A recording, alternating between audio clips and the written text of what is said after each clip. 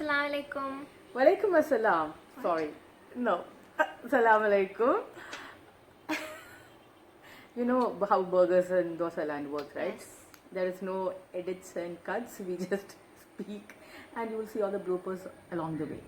Because we haven't still learned how to do a good edit. Hopefully with this we'll try. Try being the key word here. Yes. So, okay, long overdue. Thing is that we Have really... been busy. Okay, have been busy. So her class started, my work started, and topic-wise, we didn't have a clue as to what we would be going on. Then with recent, what do you say that? News. News? Not news. But with a few things like recently I was asked something, and then she was too. So we thought we'll talk about hijab. Yeah, that's. Yeah, funny. today's video is about the hijab. About hijab. No, this is a disclaimer. It's not a Quran class. And the Muslims who don't wear hijab, there's nothing to get. What was the word? Offensive. Offended. Offended. My God, offensive. Offended about. Offended. I was like thinking about defensive, and she went offensive. To be so you don't have to get offended either. You made a choice, so you feel that's right, so that's it. So let's get to it now. I think two perspectives maybe we thought we will share. Yeah. And then we realize it's never ending. I think when these things start clearing up, I think the world will head to a better place. Hopefully. So where do we start? So we'll start off with you because you're older. Not like that. I meant it in the sense that I'm your mother. So let's just say because you're my mother, you can say that. you've got more experience. Is what I mean. Okay, I'm I'll gonna take keep that. quiet now. So, I started hijab when maybe in grade 7th, in grade 7th when I hit my puberty mom didn't give a choice as such, but alhamdulillah for that.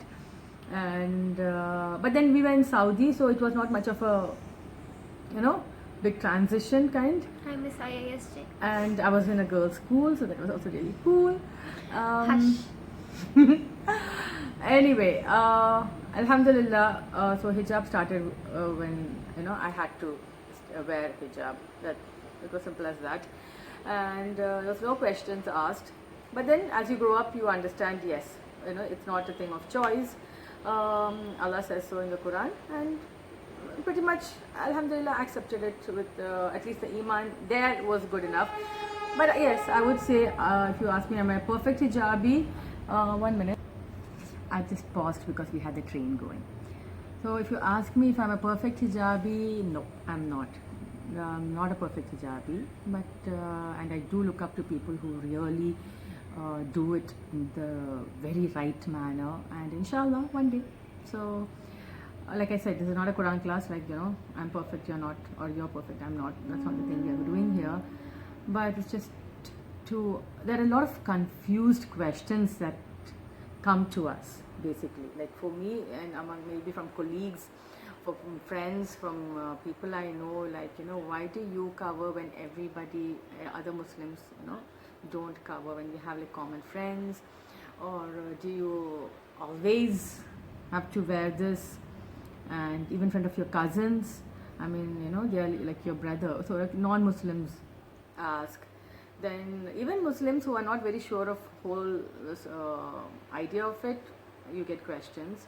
Then you get those racist look, like she's a hijabi, she doesn't know anything, or she's backward, and things like that. They basically go blind to you, and then they acknowledge the other person who's next to you who's not wearing a hijab because they feel that is normal, or I'm here like screaming my identity and I'm a little fanatic kind of a person. Yeah, that's the other side of the questions. What about you? Okay, so when I came to India, I was 10 years old. So, and I started wearing hijab in 7th grade, I guess, about that time. So, I remember one time, I was the only kid in class who actually wore the hijab properly. And I was made fun of and picked on a lot from my seniors, Muslims also, the girls who didn't wear the hijab. But thankfully, my best friends, they were always like, you ignore them, they don't matter and all that. So I'm really grateful for them. And then I think this one time we had to take a picture for our ID card. So we were called one by one outside of the classroom. So I think I was the last one to go in the girls.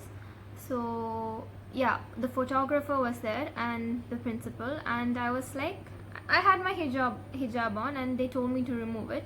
So I was like, no, I'm not gonna do that. And then they made me remove it also. So I was like really upset, and I think that's the first time something like that happened, and I was like, the first time that I was like, okay, no, I'm not doing this. Unfortunately, I did remove it. So when I reached home, you and Papa went there. We were not in town, we were traveling, and she calls up crying, Yeah. all heartbroken. I got really scared, and I was like, what happened? She said, Mama, these were her first words. Mama, I was forced to remove the hijab. Will I get sin for that? Oh my I said God. that. That's the first thing I said. Yeah, Oh. I mean, her worry was that, and actually I was so proud of her, but at the same time I was so concerned for her. I said, no, baby, you're not going to get any sin for that. Like, you were forced to. What happened? And then she explained the whole thing. Like, the principal, asked her to remove. He had told her that your seniors are there who Yeah, don't that was wear it, the thing. so why do you have to be stubborn, kind of a thing. So imagine, what, you're 12 years Yeah, old then, 12. and you're an authoritative figure comes out and tells you all this, and she was real. Then I told her, don't go to school till I come back, it's okay, don't worry, you're a good girl, nothing to My friends freaked out, I think, once I came back to the class, because I was kind of like red-eyed in tears almost. My friends were like, what happened? I'm like, So anyway, and then of course I went to the school, I went to the principal, I met him, and you can go to the media and start, this discrimination and all that stuff. That's not what I wanted. I wanted to ask him why he did that. And so he was like, no, there are so many Muslim students here, they don't wear, and it's for the ID card. Her face has to be seen properly. So then I had taken my passport and I had shown him. Here, I have not removed my hijab. My daughter's passport, she's not removed her hijab. So don't tell me, that kind of an excuse. That is for the ID card where the face will not be recognized because of the hijab. And then he was like, no, but, she's in 7th. I said, no, we have certain principles. Okay, when she comes of age, that she starts wearing hijab, and that's what she's doing, and that's what we've already inquired before we enrolled in the school, that if hijab was okay. If you had told in the very beginning hijab isn't fine, that's a different thing altogether.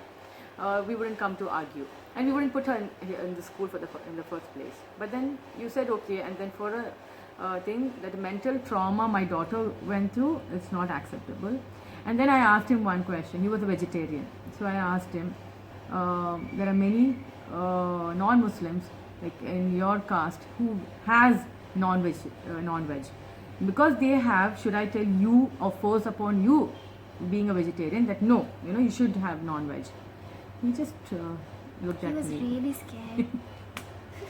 He just looked at He me, was. and he was like, I said, see, that is the point here. So that maybe kids, Muslims who don't wear hijab, but if she wears hijab, it's your, as a principal, you're supposed to respect her and go by it, or at least give her another day, speak to her parents, and then, so that we tell you what it is. She's a kid. He was like, okay, don't go to the media, it's okay, we'll redo the thing, you can give a photograph of her with wearing hijab. And I said, I don't want to go and make a hangam out of this, as long as you understand, and this never ever Happens. repeated again. Alhamdulillah, after all these years, he still remembers He me. still remembers. But Alhamdulillah, I don't think he would have ever done that to any other student who would be wearing a hijab. So we just, this is something that, okay, even when you're wearing a hijab, you go through. So that incident definitely made me stronger, and I'm glad my mom never gave me a choice to not wear hijab, because I know it's important, and then it's like your prayers, 5 times you have to pray, same thing, you have to wear your hijab. So it's something that I still uphold, I follow even now. But yeah, I know I have friends who don't wear it, and it's confusing because honestly, sometimes I see them wear, other times they're not. So Because when I used to wear, if you wear, you are wearing it full time. I mean, full time means, of course, you you know what I mean. Like front of the non-mahrams, you wear. But today it's a little confusing. One day you see somebody really, all yeah, they'll wrapped be, up, and then another time you won't recognize them. you won't recognize them. They've removed it, and there's no, nothing about it. So she has come to me and says, "Mama, why?" And then even within the family, some Yeah. wear, some don't wear. So she comes like, then are they not supposed to wear and things like that. So that's where, like I said, the confusion comes in, and then I have to sit and explain. It's just like 5 times prayer is important. It's obligatory, and but you still have some who would miss their prayers or who would think it's okay to pray all together at the end of the day. So it depends. Basically, it depends on the Your level int- of yeah. faith. That is the main thing. So because the prayers is in there in the 5 pillars, so everybody knows you have to do, but certain things are not in the 5 pillars. So like hijab comes in the Quran, and then so you tend to say that it's between me and God. Everything is between You and God, you and God, basically. Yeah. But we cannot now, like I said, like, are we perfect hijabis? Nope, No. we are not. We are not. We know where we have to reach. We know there's so much more to being a hijabi than what we are right now. But we're not going to justify things. It is because our faith is so much. And you have people way there, and you see how their mannerism, their hijab, their everything is so much more perfect than what you are. So I won't say we are perfect. Definitely they would be perfect. Then again, it is between them and Allah. We don't know the inner story. But we always have to strive to be better, right? Where it hurt most is when people look down upon you. I really don't know why. Yeah, it's a horrible thing. I don't understand why, because you wear the hijab, it's. I don't understand. I don't know. Maybe I have really no idea. I have no answer to that. Maybe it's because long back people used to not study or get educated because they wear the hijab, and it all comes with the female situation, because the females are the ones who's covering, and they wouldn't be allowed to go for higher education. So maybe even now people have that in there, that mindset is there that she's wearing hijab and she's not. But of course, mashallah, I've changed a lot, definitely. Yeah, but so still much. we come across that kind of racism. You'd think that with all the education everyone is getting, that wouldn't be there anymore. So Because I had one friend, now she's my friend, but initially a stranger who come up to me and said, and she's studied in FLU in Hyderabad and all that, she's gone out there. But she said how people discriminate her because of hijab. If I said I didn't give my daughter a choice, is because I know this is right. Like, my responsibility, as long as she's under my roof, is to give her the best, to take care of her, to make sure she gets, the the right knowledge and things like that. So yes. and as much as people can say that she didn't give me a choice, I understand what I'm doing. There's no thing of she never gave me a choice, I'm going to complain about it either. That's never gonna come up. Before she had to cover up, I remember I had a conversation with her. She was 9 years old and all that, and I'd got these really cute shorts and sleeveless top, and also I wanted to like her to wear. But then suddenly I stopped in tracks and I said, Tanaz, now mama's because it shouldn't be like, mama, you allowed me all this and then now what, right? At that moment. So I told her, like, listen, I'm letting you wear all these shorts and sleeveless and everything right now, but a time will come when you will have to start covering up and wear the hijab and all, like how mama is doing. I'll dress you up then also, but the time will come when you have to do. So do I start preparing you for that now itself, like just putting a shawl on you, covering up here and there and all that stuff, or do you understand it loud and clear that one day it will just stop and you'll have to make a shift? So mashallah, I don't remember this Yes. conversation. You are 9 years old. So mashallah, she told, she thought for some time. I still remember that. She thought for some time, and she was like, I have to. I said, yes, Mawla, it's not mama's this thing, it's Allah's commandment. Just like now you pray, sometimes you don't pray, it's okay, mama doesn't say anything. But ആ സമയത്ത് മോള് നിസ്കരിക്കണം 5 നേരം. പിന്നെ മെഹ്റാം is who, non മെഹ്റാം ഇതാണ്. ഇപ്പോൾ with your cousins U playing around and all this I had told her. So at that time, cousin brothers are cousin brothers, and uncles who are and everything. So she was like, okay, that's a long list, mama. When the time comes, I'm sure I'll be a little more older, you tell me and I'll do it. So I was like, okay. At that time she remembered, because I told her, remember that conversation we had? Now is the time, like you start covering up and you pray 5 times correctly, you fast and everything. And she's like, okay. So I think that you can do with your kids, if you're worried about, because mashallah, alhamdulillah. Alhamdulillah. So pretty much the same thing my mom did also, because she said, once you're married, whatever you do, I'm not responsible. You're old enough to do, but as long as you're under my roof, and that's what I tell her also. So anyway, Allah bless us and keep us on the straight path. It's not an easy thing, especially in today's world. It's like you don't want labels and everything, but because you don't want labels, you don't remove your identity either. Yeah, please don't. Because everyone says, and then you listen to what everyone says, and you don't listen to what God says and your inner voice. Then I think you will be confused throughout life in a lot of things then.